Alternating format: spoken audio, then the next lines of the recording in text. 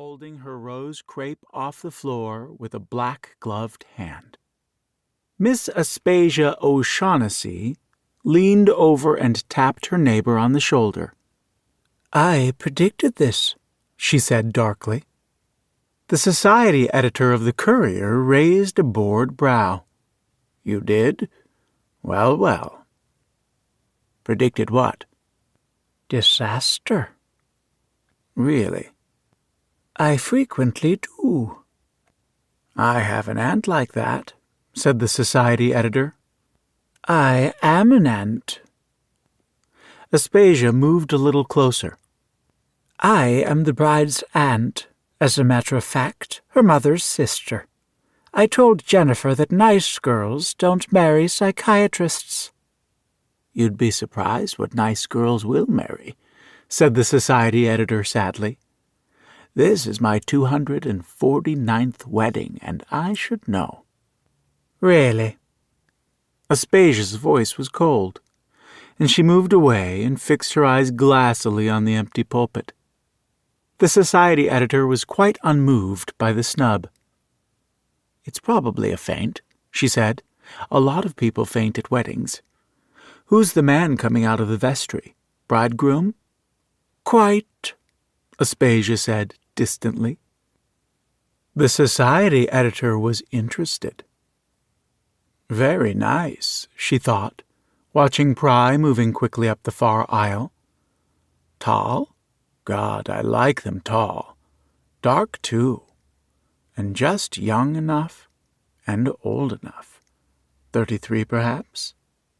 "He's handsome as hell," she said to Aspasia. "What's the bride like?" "She's lovely." There was a faint quiver in Aspasia's voice. "She's very dark, with the most beautiful blue eyes." "Irish?" "We are all Irish."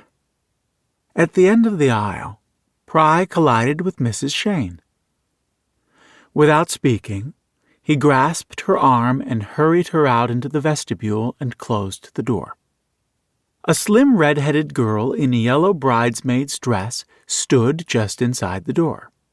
She took a long, shuddering breath and prepared to emit another wail. Mrs. Shane stepped over and seized her by the hand. "Dinah, stop that screaming. What's going on here?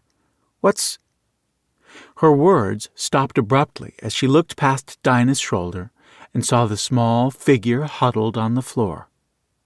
Dinah gulped and said, "It's Jane. She's having a fit."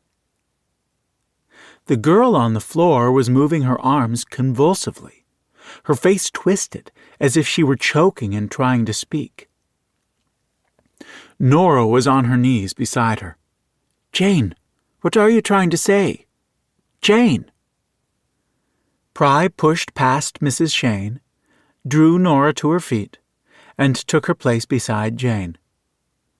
The lobby of the church had become very quiet except for the small, strangled sounds coming from the girl's throat and the spasmodic thump of her heels hitting the floor as she writhed. Her eyes were half closed and glassy. Her face was contorting into grimaces as she tried to speak. Her skin had turned a vivid pink. Pry felt her pulse and lifted one of her eyelids. Her eyes followed his movements, glazed with fear. Her limbs relaxed suddenly, and her face grew still. "She's dead!"